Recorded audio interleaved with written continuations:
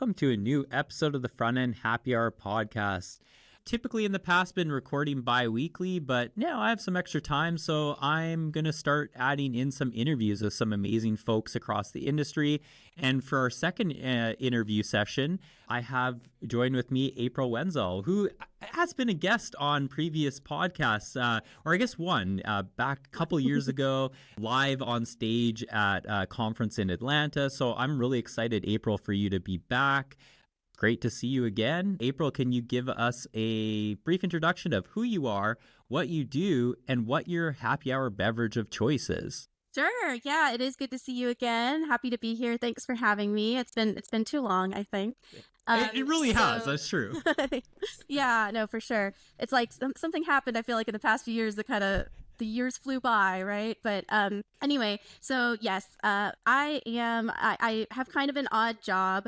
My company is called Compassionate Coding, which I have been doing for 8 years now. And I teach emotional intelligence skills to engineers and other people in tech, trying to help them with the human side of software development, which I think originally didn't get that much attention in the industry, although in recent years, I do think we've made a lot of strides there, which is great. My background, though, is, kind of typical. I studied computer science. I worked in a bunch of startups in the Bay Area for close to a decade, and that's where I saw the need for skills like this, and that's why I started the company. And so, yeah, that's what I've been focused on now. And my beverage today, since we're recording in the morning, I'm having one of my little electrolyte, vitamin drinks here in a slightly scuffed up cup I got from a 50K that I did a few years back. Very cool. I mean, and the color just like pops too. It looks great. So it looks like it's a tasty drink. It is. Awesome. What are you having? I am having since it is morning, I am having a iced latte just to kind of get me going this morning. I feel like it, not only is it one of them, this is my second one. So it might hit me in the middle episode where we're just like, you'll be like, Ryan, you're just extra fast in how you're talking. Yeah, exactly. Wonderful. I look forward to that then. All right, everybody stay tuned. It's about to get exactly wild. Getting some energy in this one. And you've got the electrolytes. I think we'll be good. This is going to be awesome. Good. Well, maybe to even just start, like, yes, you've been working as a software engineer for years, which then led to founding Compassionate Coding, which I've been a fan for. I didn't realize it's been that long already, like 8 years. And like when we met, you were doing that. And it was something that I've always really seen a need for. And I think time and time again is a reminder we need it and need it again. I think it's also that emotional intelligence piece of it you mentioned is so important for what I think of very senior folks. I mean, I think it's important in general. Don't get me wrong. But when you start to think about a lot of like what makes you that much stronger in your career, it's a lot of those skills. It really, truly is. It's like you've kind of developed the engineering technical skills, and that's great. You're building experience as you're doing that. But then there's this gap that's not really necessarily taught to you, or you're just kind of thrown in the mix. And I think it's a missing piece. And so I've always really, truly believed in like the work that you're doing. And so I'm excited to talk more about this on this episode. So yeah, without further ado, like I'm asking you the question. I don't need to sell it too much. You'll be able to talk about it better than me. But yeah, I'd love to hear a little deeper on your journey as an engineer and then moving into building something so great like Compassionate Coding. Yeah, so I did what they call job hopping, I guess, when I was in the Bay Area, because I'd studied computer science. I was like, all right, I love coding. This is going to be great. And I got into the industry. I started at a big company, Sony, and I was there less than a year just because I felt like sometimes in the big companies you can't really make much of a contribution. And it's like I was sitting there and I was like a very kind of conscientious, very highly motivated type A kind of person, and I just feel like it wasn't really appreciated. And so then it was like I wasn't very motivated there. So I was like, okay, I probably should be at a smaller company, which is why then I looked at startups. And I got into startups, but then you kind of I just felt this like lack of fulfillment. Like it felt like we were working on things that weren't really making the world a better place, to be fully honest. And it was already starting to hit me then. And then I started to work at places that I thought were going to make the world a better place. Like they had good missions and it seemed like that, but then they had sort of internal like interpersonal problems at the company. And so I was just like, oh my gosh, like everywhere I go there's something, like, and I was like, as I thought on it more, I was like, well, it probably has something to do with the fact that in tech, we're so concerned with like the bottom line and the machines and all of this like very like rigid kind of like stuff, and nobody's really talking about like the what they call the soft squishy human stuff, and that's sort of dismissed and made fun of. I mean, I can't tell you like how often people are like, oh, that's just a soft talk and that's not important and whatever, and it's like it's dismissed, and I'm like, okay, but this is like actually what's causing our projects to fail. It's causing burnout in the industry. It's causing people to not feel welcome in the industry. It's causing us to build things that are making the world not a great place.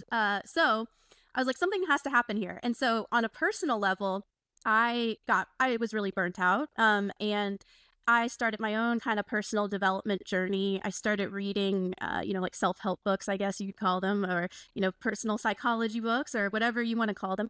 And so, I started reading about flow, and I started reading about self-compassion and compassion and all these things. I was like, a light bulb went off, and I was like, all these things that I'm reading in these books about how to live a happy life, how to like, take care of your well-being is like the opposite of what's rewarded in tech. And so, and like what makes, sometimes a good engineer. And so I was like, something needs to change here. And so that's kind of what inspired it, was like my own kind of journey, and then wanting to help others in the industry. I love that too. And I love that, like, even the journey of like you were essentially bored at the larger company because you're like, oh, I'm not able to make like the impact that I want to have. And I totally see that. Like there's a lot of points where working at big companies, you're just like you're focused on a small task, right? Like for better or worse, like sometimes that's really great, is you're like, I own this like piece of software and I do it really, really well. I know the ins and outs of it. I'm not spread too thin. I just know that. But it can be very boring. You're like, oh, that's all I'm doing. And then the startup world is like, I feel for me at least was like I was doing so many things, which I kind of liked. It felt like more that you were having that impact. But then I also love what you said too, is like, is the company doing something good? Like, are they actually impacting the world in a good way? And I think that is amazing to hear. It's like you want to be passionate about the work you do and passionate about the company in which whatever it's delivering. So I love that. And I guess you just couldn't find it. You're like, I can't find what I want, so I'm just going to create it. Exactly. And it could be out there, maybe other people have found it. Maybe I gave up too, but I tried a lot of places. I like to say I was job hopping before it was cool, because now like everybody does it or whatever. Back when I was doing it, it was like, oh, you should stay at a place for 2 years. Otherwise, but I was like, whatever. I mean, I do think one thing that has helped like on my journey is like being willing to question the status quo. I mean, I think even, not to play this card, but like being a woman in tech, right? Like I just didn't even think about it when I first started. Like, oh, maybe maybe this isn't for me because there's not a lot of, I was like, whatever, like I like doing this, I'm going to do it. And so I think that's a really healthy attitude, is like, it means, of course, it's hard sometimes to question the status quo. I mean, back in the day, like I think we connected on Twitter like years ago, and like I used to get a lot of flack on Twitter just for sharing these which I think are like benign ideas about how, software engineers can care about people. But for some reason, it made me the target of like a lot of hate online. But that said, I think that's part of the challenging the status quo. That's just part of the game. So in doing this, especially that like Twitter, let's kind of touch on that, because that is really difficult. And here you are doing something that you're like, I believe in this. It's like a positive aspect, and you're getting a lot of like negative comments too, like, which is like, it just feels like completely the opposite of what should happen, right? Like you're like, I'm talking positive stuff, but somehow it attracts some negativity. How did that affect you? Actually, maybe I'll start there, like, because you're still doing it. It didn't prevent you from your mission, which I'm very much impressed by.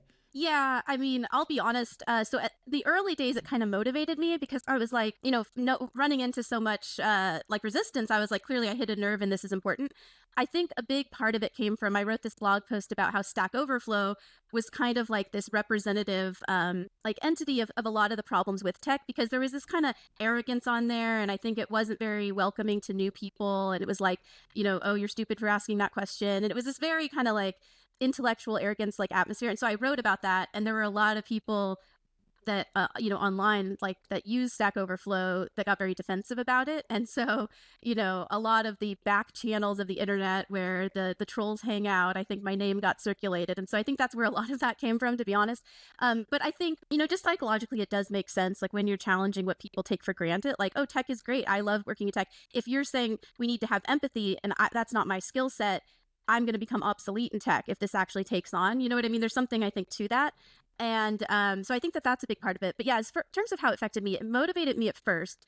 But actually, during the pandemic, it just got to be too much. I actually did step back a bit. So, like I said, I'm human, and I had to step back a bit because it was too much. Because during the pandemic, interestingly, because everyone was trapped inside and like online, and emotions were just very high, everything online was like dialed up to 11. It was just like it was just so much. And I think what did it for me was like I was getting it sort of from both sides, so to speak, if we could divide the sides, in the sense of, on one side, like, oh, you're trying to change things too much, and you're speaking out too much, and then on the other side, why aren't you speaking up about da da da da da? And it was like it was just too much from, but like I was like, okay, I'm never gonna make everyone happy, and so I'm gonna go hide away now. And so I actually totally like cleared out my Twitter, like I did for a while, like in terms of I deleted all my old stuff, and I just like, I need a break. Like, this is not, I had to make that call where it was like affecting my mental health to a degree where I was like, nope, like I'm not going to be able to help anyone if I keep doing this. So I stepped back.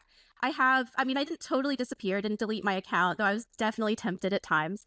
And I was just kind of behind the scenes, still doing the trainings with companies that I do, but I wasn't like having this big like public presence, because anyone who did was just getting like a lot of attacks online and stuff. So anyway, now I feel like people are calming down a bit. They're getting outside more. I think things are getting a little better. And so I'm like, okay, it's kind of safe to come out now and like to some degree, and then like speak up again. So I've been, back out there in the public facing, and, doing more podcasts and stuff like that. But so, yeah, I mean, it's real. I mean, I know people say, oh, Twitter's not real or whatever, but I do think if you're like a sensitive person and you really care, when you see people's, like when you're on the receiving end of like the volume of like hate that some people get online, like it does affect you. You know what I mean? And I think some people don't speak up enough about it, but it's true. It's like it does actually affect you.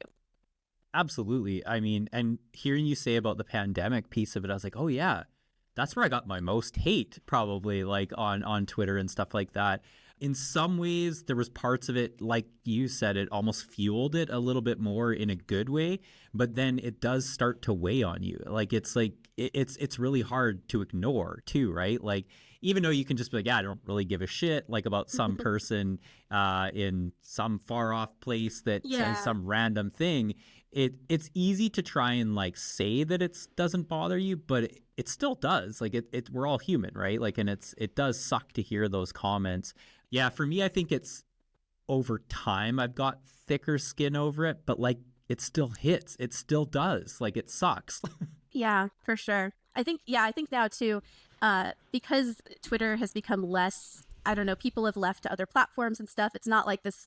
I feel like it doesn't have the same force as it used to. So I'm like, now I'm like, I don't even get as much traction there. So I'm like, probably no one even cares anymore. So I feel a little safer about that too. I like that too. Everyone did kind of bounce, and like I think a lot of people have come back, or there's like, I'm leaving Twitter, and it's like everyone's kind of come back. I miss a lot of the old things about Twitter, minus all the bad. Like there is definitely a lot of bad, but like we were on there for good reason too. Like there was a lot of amazing people with some great ideas, and like actually help championing those things. I think more positive than negative, but it's hard to avoid the negative. Absolutely. I'm glad you mentioned that, because that actually ties into like my company. So Twitter was like instrumental in me like launching my company. My first client came in through a Twitter DM. So I definitely missed the old Twitter. I think it was so key to like me being able to share my voice, because I wasn't like ex Google or ex Uber or whatever. So I didn't get this immediate like, oh, we should listen to her thing. And so it was only through like gradually sharing my ideas and like online and amplifying them, like people amplifying them on Twitter, that I even got any traction. So I think it was definitely this empowering tool. I think it still is to some degree, but I think it's much harder to build an audience there now. And especially, maybe on other platforms, it's a little easier. I think people have moved more towards video and stuff. I mean, I hear the kids are using TikTok these days. I don't know. But but yeah, I think back in the day, it was really useful for me. And so I do miss that time. I guess it's not even Twitter anymore, X, whatever. Yeah, I refuse to call it that. I'm like, I know, I don't too. understand. Like, why change it? It's just like, it just amplifies how like bad, things changed. And it's like, yeah, no, thank you. It's still Twitter. I think just recently they've now gotten rid of the twitter.com domain. It redirects. And I'm like, that was a sad day. I was like, yeah, because I don't think I've ever hit, x.com like that. That's not something I type in. Still to this day, it's Twitter, and I just wait for the redirect. It's like, that's going to happen. Cool. So you mentioned a little bit about focusing on emotional intelligence and like compassionate coding. You did briefly talk about like being inspired by noticing that there's this gap in tech, and you were seeing it just from working in Silicon Valley. But was there a defining moment that really triggered it for you that was like, I need to do this?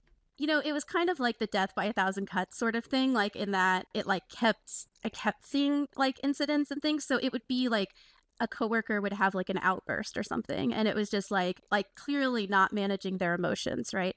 Or like I was feeling burnt out, and like I felt like I wasn't allowed to talk about it because then I would be seen as weak. And so it was like this accumulation of events like that where I'd see like conflicts between coworkers, like passive aggressive comments, like sometimes in my before my early workshops, company, and even still now, teams will send me snapshots from like screenshots from Slack conversations or code reviews where people are very clearly like getting into it, and it's like this weird tension and stuff like that. And I'm like, it doesn't have to be that way. Like there are healthy ways to manage conflict. And of course we have these figures in tech like Linus Torvalds and like others who kind of became famous for being like very abrasive in code reviews or very, and this is not me personally attacking him. Like he's come out and said like, because he like cusses at people at his code reviews, and it's very like you're such an idiot and all these things. And he's actually come out, I think, encouragingly and saying like, hey, I should learn how to manage my emotions better. I haven't checked. I don't know how that's going for him, but he at least said that at some point. And I was like, oh, that's great. And I believe that people can change. So like when somebody like that comes out and says that, I'm like, great. Some other people were like, oh, I don't believe it or whatever. And I'm like, all right, it's fine to be a little skeptical, but I think we should encourage people to, admit areas of growth. And like, I believe anyone can learn these skills. That's the other thing. I think sometimes people think you're either a people person and you have these skills or you're not, and you don't.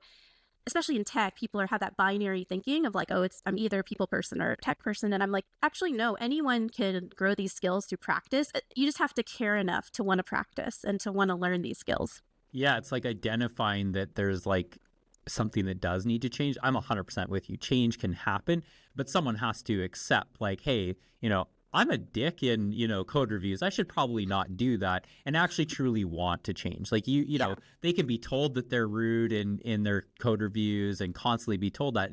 But until they really accept like, yeah, that is a problem and like I should change that, that's the part that really is pivotal in that change, is actually wanting to change and accepting that, yeah, this is probably not the best behavior. But yeah, I agree. You can learn these things. And I think the reason why I even think of it as learning is because even if you are a people skills person, you are constantly learning, right? Like it's like, to me, it's like how to communicate better, how to like understand someone's emotions, or how they're even like, especially in Slack and code reviews, and how their like tone is coming across in something written. That's really difficult. Like even when you said like the back and forth happening on Slack or a code review, like right away, I'm like, can you guys just get into a room, right? Like it's just like, go have an actual human conversation. And it's things like that where it's like, it's just knowing, you learn like from experience and mistakes made, that you're like, wow, like I just went at it back and forth with April on this code review and it was really negative. And come to find out that we were both just not trying to be negative to each other, but it came across that way in a code review. And it's like, you just learn with those things over time, that you're like, I can communicate differently. Like, let's just get in a room and figure this out together versus going back and forth. Like, I think those types of things are just examples of, you do learn these things over time, and it just comes with practice. Absolutely. I think well said. And I think, I don't know, you seem like somebody who probably a lot of this did come naturally. I don't know, or maybe you just learned very well, but you seem very like skilled in these things. But I will say that like for some people, it's like, well, I'll give them in the workshop like just a list of emotions or something like that, just to talk about like how we're feeling. And they're like, I didn't even realize there were this many emotions, or they'll be like, what if you feel nothing? And I'm just like, wow. Like, so I think it's so interesting because people like you, I mean, you're a personable person, you have a podcast, all this stuff, you've been in leadership. It's like, you clearly are very well established, but like, it's interesting when people are starting where some people are starting from. And it really is that like, what is an emotion kind of level. And so it's interesting to see people. So if people are listening and they're like, I don't know, I don't really know if I could be good at this, it's like anyone can really. And like you start from somewhere, and then you grow gradually. You just have to put in the time and the care. I think some of it for me comes natural. Maybe like I've definitely gravitated towards like even the challenges of leadership for the people aspect of it. And I think some of it has come naturally, but I think it's also a constant like learning for me. Like it's like Hmm. something that I care about and I'm passionate about. So it's like, I'll read books just to get better ideas or approaches, or even talking with other people that I work with or colleagues or people like yourself, and just like hearing like, even being challenged on it is like, oh, Ryan, I wouldn't have approached it that way. Here's how that person might have felt. And you're like, oh, wow, I didn't even Hmm. think of that. And it's like those moments I think are just amazing too, when you kind of have these realizations. And I think that you can't force it either. It does happen over time, but it's that willingness to constantly be learning, I think, is really important. And even if it is starting from ground zero of like, yeah, how did you think that person felt when you were like Hmm. being rude to them in a code review? And like some people are like, I never thought of that. You're like, great. Yeah. I mean, that's where you start. That's where you start. Yeah. So I have like a recent example, which is like a team I'm working with, and somebody who is kind of very empathetic was trying to understand like the legacy code situation going on at the company, and they asked like one of the most senior engineers, like for a walkthrough of the legacy code, and then they asked, how do you think this is affecting people's morale, like on your team? And the senior engineer stood back and he's like, huh, I never thought about that. And I was like, it's interesting because some people just don't think about like the impact on the human beings. Like, they're so in the code. They're like, oh, here's the code thing. Here's the code. It's like, well, how is this affecting people? And some people just never pause and think about that. But it clearly, dealing with legacy code every day, of course, has an impact on morale. Yeah, just in itself, I'm like, I'm tired of writing this code and dealing with Yeah. that mess. I love that you called it out like that too, because sometimes maybe that gets back to, a point that you made about like asking stupid questions. Like someone might have been like, well, that's a stupid question, but it's not. Like, it's not. Like, don't get me wrong. It is No, no, no. absolutely not a stupid question. But I think it like to the point where it's like sometimes just asking that, just literally saying like, how do you think Hmm. that made someone feel? Or, how do you think that's working on the overall team dynamics? You can see those wheels turn where someone's like, I hadn't thought of that. And it's like, if you didn't ask that question, that, I don't know, they might even not even thought about it. Absolutely. So I love this. Like you're focusing on this, you're working with teams and companies to just kind of make things a lot more healthier. And I'd be curious, like, what are some like success stories or examples where you've gone in there where like someone truly didn't even think about it, and then like what are some things to kind of help them get there, and maybe significant challenges that you've gone through to kind of help teams or companies change the ways that they're operating?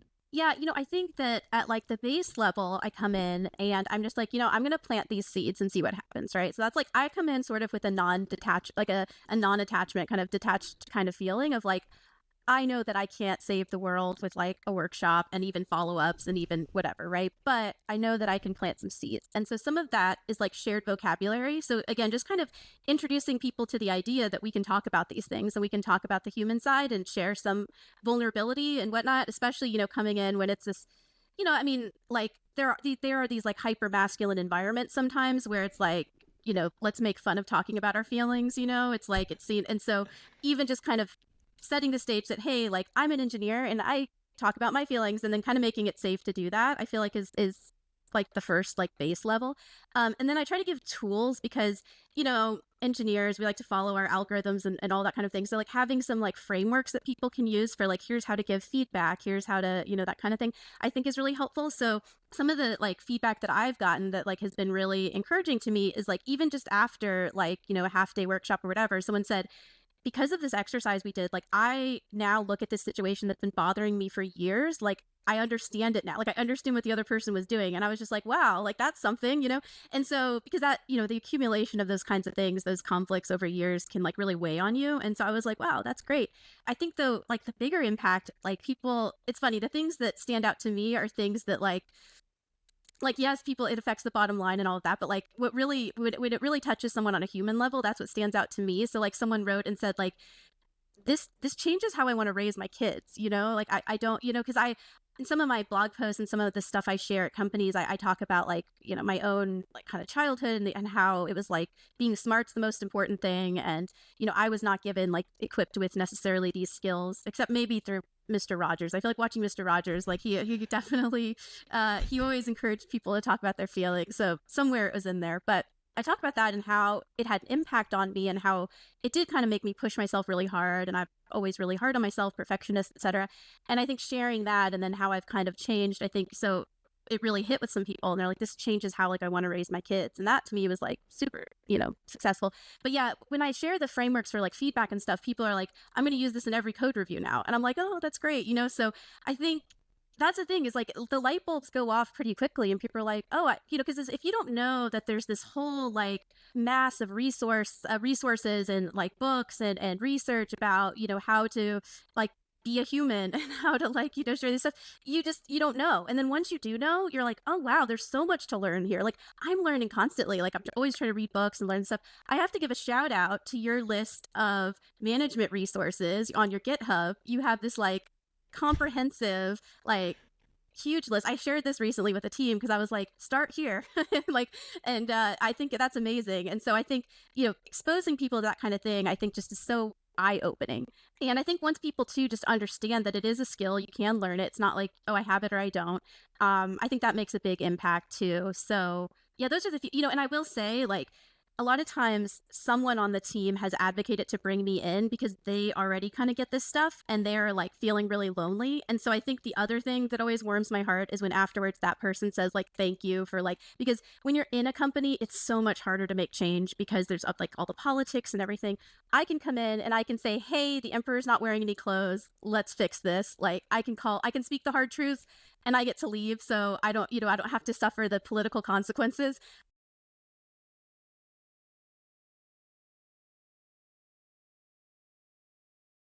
That means a lot to me too, because it's like I could say the things that they wish they could say, but like they don't feel like they can. And maybe now going forward, they do feel like they can, like calling out the interpersonal stuff, like sharing how they're feeling and again I think it's worth because some people are probably like okay, but it's like this actually does affect the bottom line because if you think about it, it's hard to be productive when you're like distracted by all of the like emotional stuff going on in your life, and when people at work are like when you feel uncomfortable at work because of how people are treating you and they don't know and all of that, like you're not going to be productive. So like this does ultimately impact the bottom line too. And it's worth calling that out. Although I hate that we have to, right? You wish people would just care about people to care about people. But, we do work for, for-profit businesses trying to, make a, bring in profits. So it's worth calling that out as well. No, it's true. I agree with you. It's like I wish that was just like bare minimum. You have to care about your coworkers and treat everyone with respect. But, that's not the case. And so you're right, like call it out where it is. And it's like helping companies understand that this does actually help the bottom line. I feel like it's hard to measure. Like I do actually, I mean, there's ways in which like if you start to make, broad changes across a company, doing better with like inclusion and just like helping people feel welcome at their job, they are fundamentally going to be happier, but that happens over time. And so there are ways that companies can look at, like for me, I would think about like retention and like overall, even maybe like, are you shipping faster or, I don't want to call it faster, but like more thoughtfully, like it's because I'm like faster doesn't necessarily mean good. But yeah, I think a lot of that is like helping companies understand that. And as a leader, I can speak to this very well, where it's like, I'm a big believer in having an inclusive environment for my team. I think it just helps bring people together from different backgrounds or experiences that end up helping whatever we're building. Like it's like funny, like some of the things where someone's experience in life, how they grew up, changes how they like show up in their job for the better or worse sometimes. But like when I think about it as bringing some of those differences to the team can just like help us think more strategically about the products that we're building. But then also the health of the team, like if they're happier, they're going to do their best work, right? Like they're really engaged. They're thinking about that. They're not worried about like, oh, so-and-so John on the team, he's going to be so rude to me in my code review. I don't even want to like, I'm scared to, share my code. Like all those things prevent us from doing excellent work. And so all those things add up to me as like companies should be investing in it more and that it will help it. But it's hard for people to see that. And like I've unfortunately managed toxic teams. It's exhausting.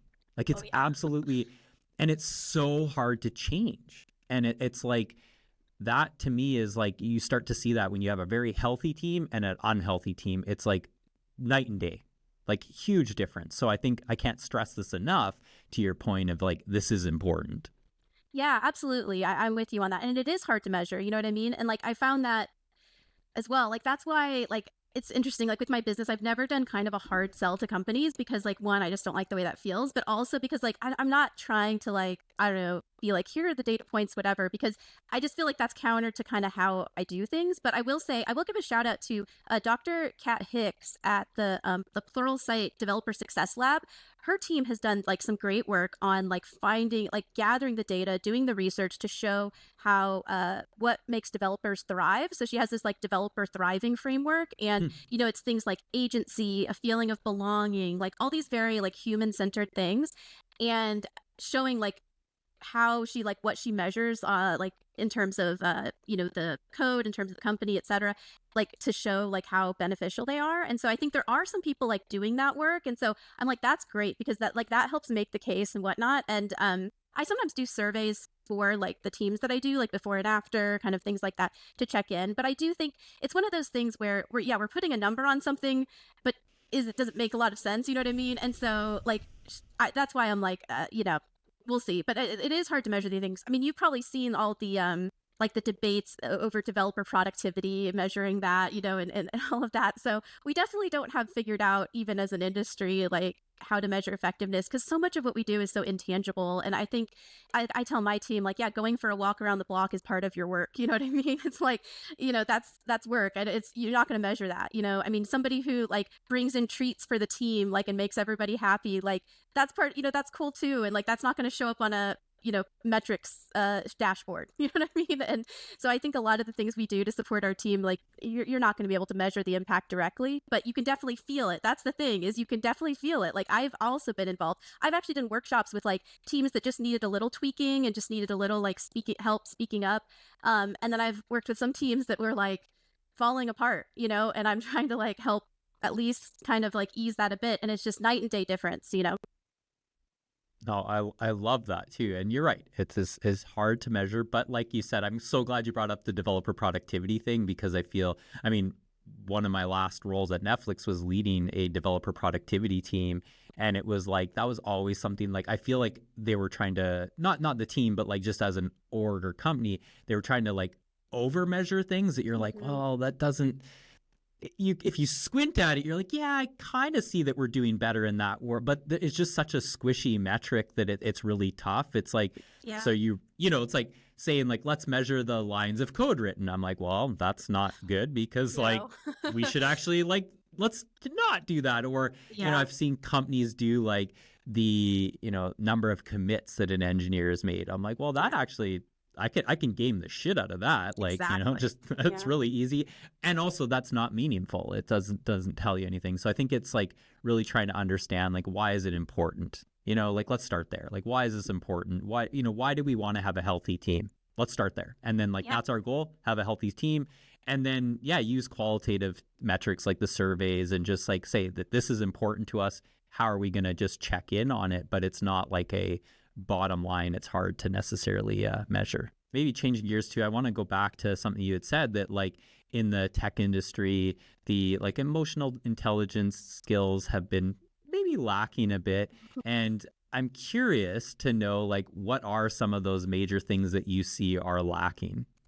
Yeah, I think you know it starts from I think a self-awareness. So like knowing even how we're feeling and how it's impacting our work, and that's important because even just knowing when you need to take a break and when you need like when you are like tending towards burnout, some people don't know until they're fully burnt out. And I think the more you're able to check in with yourself and understand like how you're doing along the way, I think also like empathy for others. I think that to some people it comes naturally, and I think to a lot of people in tech it does not. And so it is something you can learn, thankfully. And so just being able to put yourself in somebody else's position and think about like how you're impacting them and how your words are affecting them, and learning like how to look for signs and how the person communicates and their tone and whatnot to figure out how like to take a guess at least at how they're feeling.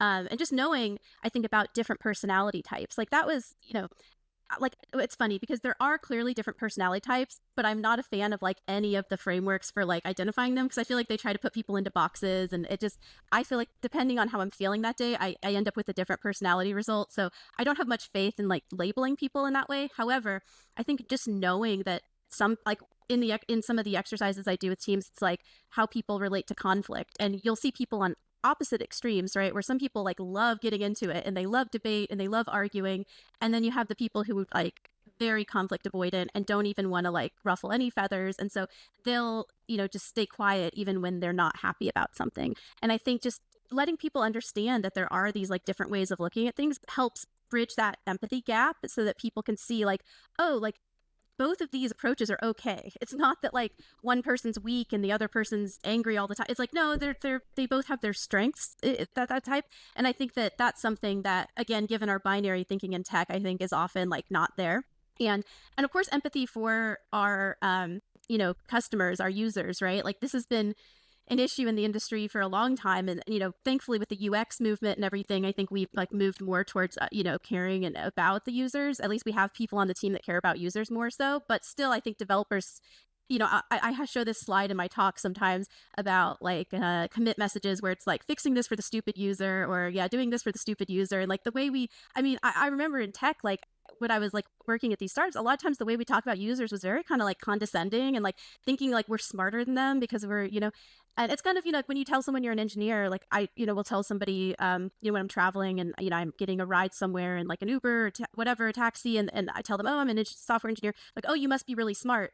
And I try to say, well, maybe, but like, I think that this weird, like putting engineers on a pedestal is not helping us either. And so I think part of like, you know, empathy is understanding like that there's different types of intelligence, there's different types of skills, and they're all valuable and they all help, you know, make the world go round, et cetera. And so I think that that's part of it too, is this helping engineers kind of take away some of those layers of like intellectual arrogance and whatnot, because, you know, and just recognize and have empathy for people that have different skill sets, including the soft stuff, because that's valuable for teams too. And so, because, you know, look at tech interviews, right? Like job interviews, which I'm sure a lot of people are dealing with right now, just given the state of our industry.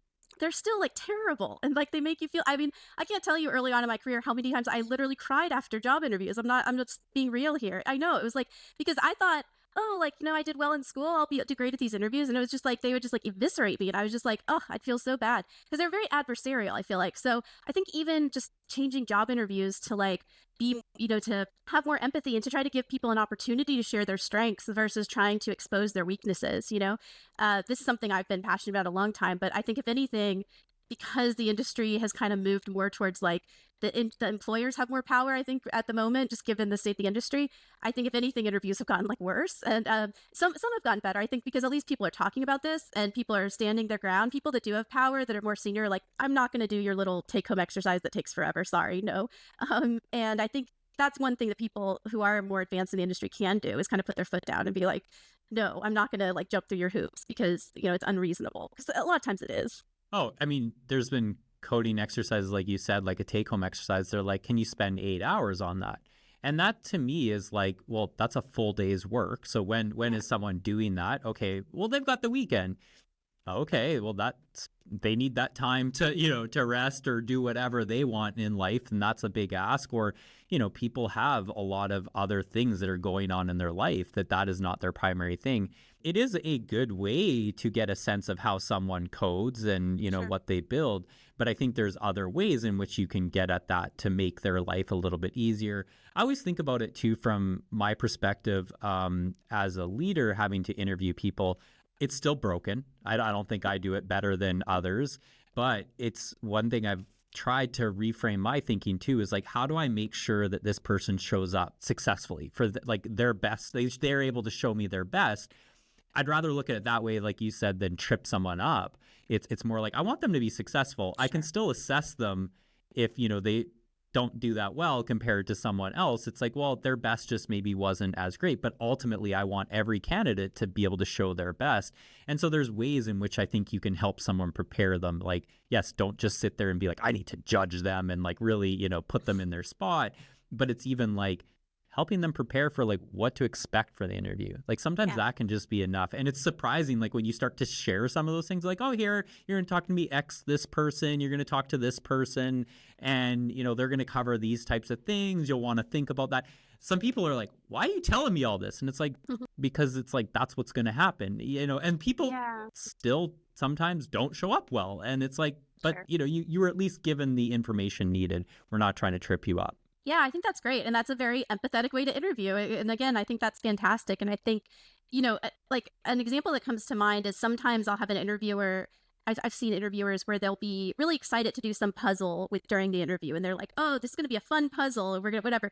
And it's like, for some people, yeah, it is fun to work through some obscure kind of like puzzle or whatnot. But also for some people during an interview, like when they're on the trying to, they're not going to relax enough to have their creative mind necessarily working at full capacity. Like I love doing puzzles myself, but when I'm under pressure and like this is determining whether or not I can pay my bills or whatever, when you're in that survival mode, I'm sorry, you're not going to be like, oh, this is a fun puzzle. You're going to be like, okay, like I need to get this job. I'm very stressed. I'm in survival, fight or flight mode, all of that. And so I think that, again, that's where empathy comes in of like, hey, yeah, we're not just like hanging out, on a Saturday, like casually, like, doing a board game. It's like, no, we're like in this the interviewee is in this very high stress situation. And I think just being sensitive to that, which it sounds like you are, but I think a lot of people, not quite yet.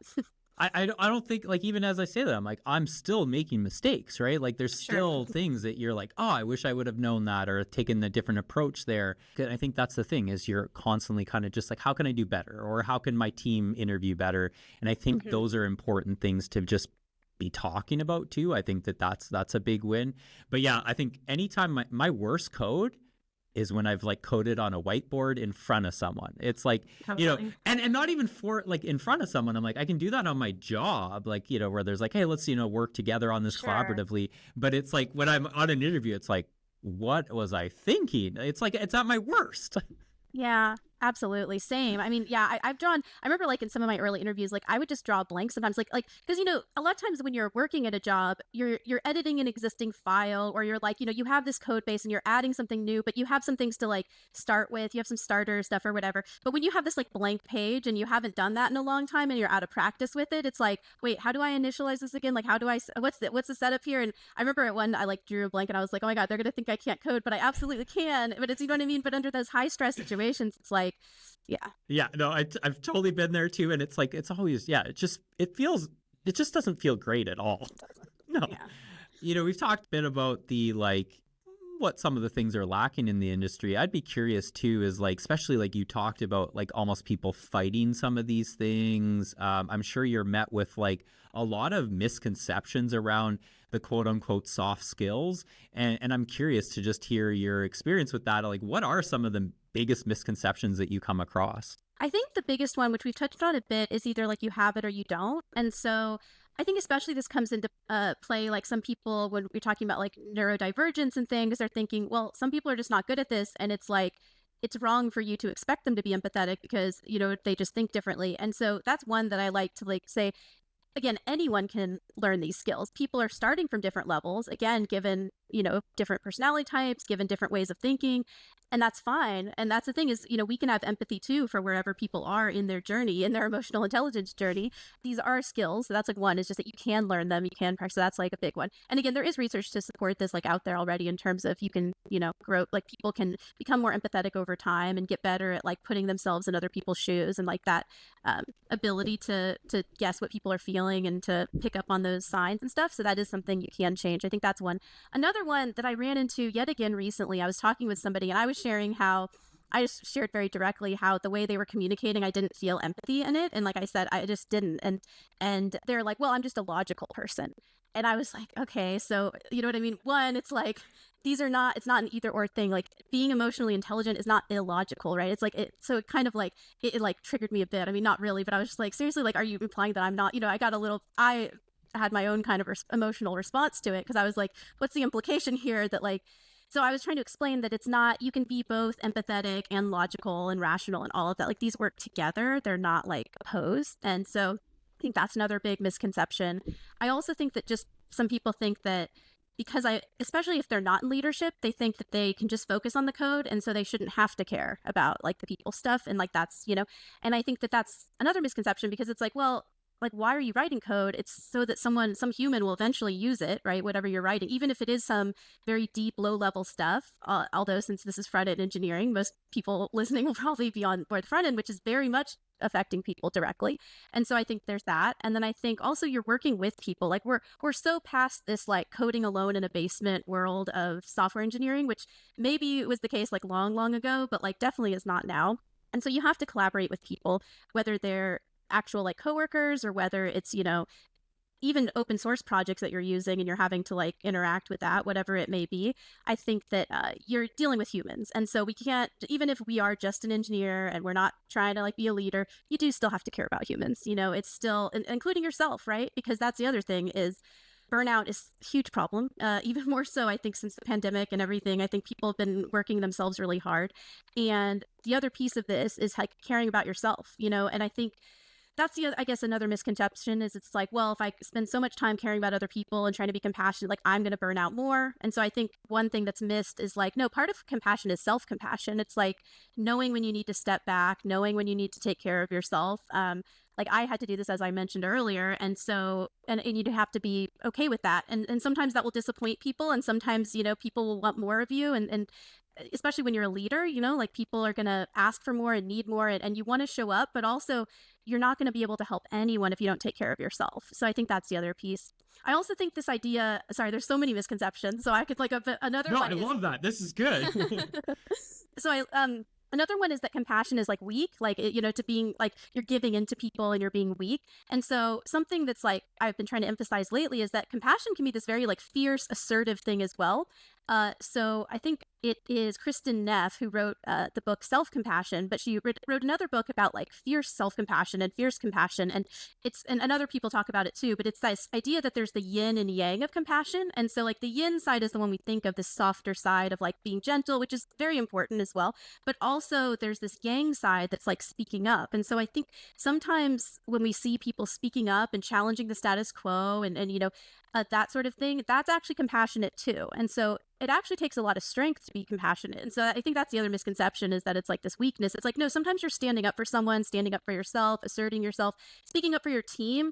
Like, I think one thing that engineers in particular sometimes need to do is push back on the business side and be like, actually, no, like this is like, we're unable to do this, like given these constraints, like we can do it, but we'll need to change this, or, like having that, the trade-off conversation, I think can be an uncomfortable one, but it's one where if you approach it with like fierce compassion for everybody involved, you can come to, an agreement that's like workable for everybody involved. And so I think that that's another one that like compassion is actually strong. It's not a weak kind of only soft thing. I'm not surprised to hear that one as a misconception. I'm like, yes, as you're saying all those things, I'm like, yes, I've totally seen that happen time and time again. But like, yeah, I think you highlighted it well, how important it is, like, and just, how effective you can be with having these skill sets too. And it's beneficial to you, the team, the company, all the things. I love too that you'd said about the self-care and like, being able to know when you're burning out. Burnout is huge, and it is a really, really tough thing for people to deal with. I get the impression for you that this is a skill set you're good at, and maybe it's something that you've had to work on, but you balance your life out well. Like you've got like between coding, speaking, writing, running marathons, just everything that you do. Like, how do you balance your life? I'm not great at this. Like, I feel like my problem is probably that I'm not great at setting boundaries. And I get the sense that you're probably better at this. So I'm curious, like, how do you balance your life so well? Well, I don't know. I mean, this is, again, it's a work in progress. I won't say I'm perfect on this either. But I do think I have gotten better at it over time. I definitely early on in my career gave too much to whatever company I was at. I just did. I was an overachiever. And so I was like, I will work weekends and I will be the last one to leave the office and I will do that. And I think that's rewarded in the industry. And so we're kind of pressured to do that. It's like if you're the one who is fixing bugs at like 2 a.m., it's like, oh, April's, we're so happy to have April on the team. And so it's like, okay, I guess I'm going to have to keep doing that. And so I think it was kind of going through my own burnout and disillusionment. I realized that like I wasn't happy. You know what I mean? Like I was making a lot of money, right, in these jobs and whatever. And in theory, people would think, oh, she has it made or whatever. But I was like kind of lonely and like I wasn't really like investing in my social life, and I was like unhappy and my health was not good. I wasn't eating healthy. I wasn't exercising. Like I came into running later, well, later in life, like kind of like in my like late 20s or whatever. So kind of later. It was like so good for my mental health, the running. And so I think stepping back and evaluating. And so after having gone through my own burnout, I was like, okay, like I need to decide what my core values are, like what really matters to me in life, and make sure that the choices I'm making are aligned with that.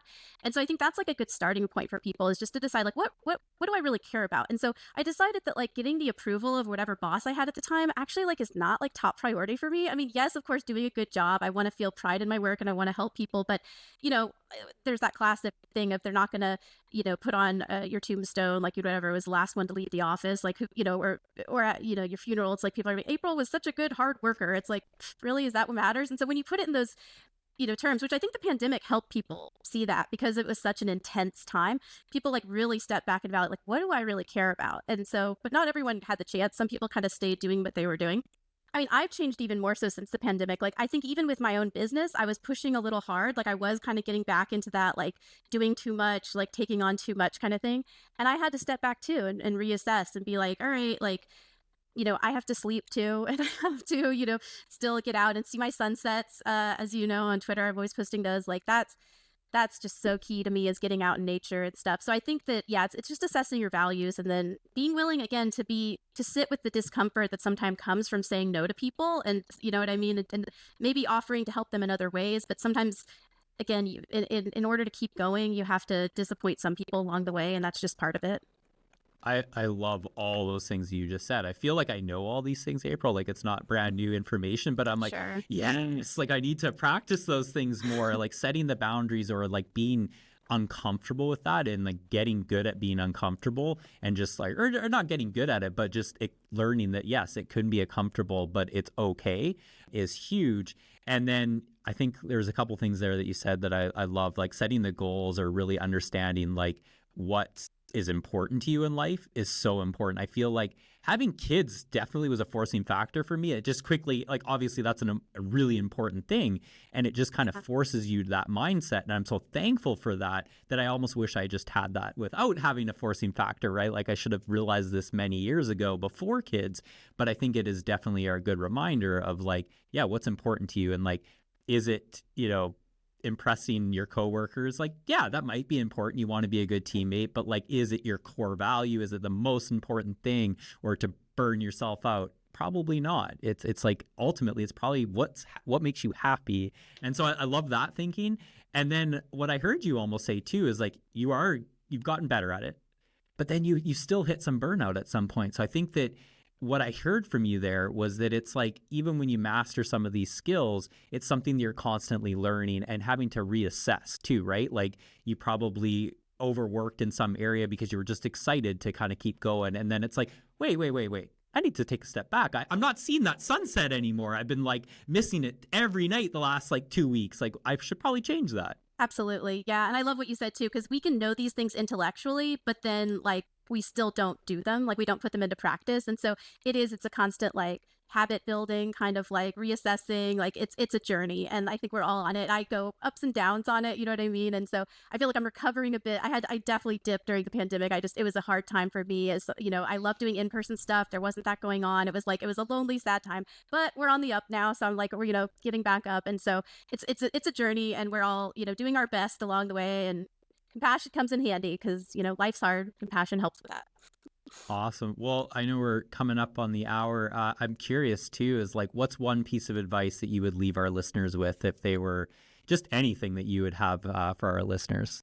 I would say, whatever, like, you've been being hard on yourself about, because we all are, like, give yourself a little bit of a break. And that doesn't mean you're letting yourself off the hook, but it means recognizing that, like, we all are dealing with challenges. And I would say that applies to anyone in your life that's like upsetting or difficult to deal with, is think about the hard stuff they're going through too. Like, that's the essence of compassion, is recognizing that we and other people are always going through something hard. And so we should be like a little more gentle with ourselves and other people. Well said. I love that. Thank you so much, April. This was like amazing conversation. I feel like I could keep talking with you. It's been such a great topic to discuss. And thank you so much for the vulnerability too. I think that's a big skill too that I constantly notice is like it's not easy for people to do, but you've shared a lot of things of your personal experience and just like how you felt. And I love that. I appreciate that so much. So thank you so much for joining us and sharing so many great insights. Where can people get in touch with you if they want to learn more, if they want to hire you at their company? How can they find you? Sure. So best place is probably my website as a starting place, which is compassionatecoding.com. I have a newsletter there that I send semi-regularly, maybe every few weeks or so. I get it out, and it's it's a free newsletter. It's not one of these paid ones, and I try to put some thoughts there. I am on Twitter still. Not going to call it X, at April Wensel, so you can find me there too. Yeah, that's probably the best ways. Awesome. Well, thank you all for listening to this episode. You can find us on Twitter, yes, Twitter, at FrontEndHH, and on YouTube at FrontEndHH. Yeah, find us really wherever you like to listen to podcasts. Thanks for listening.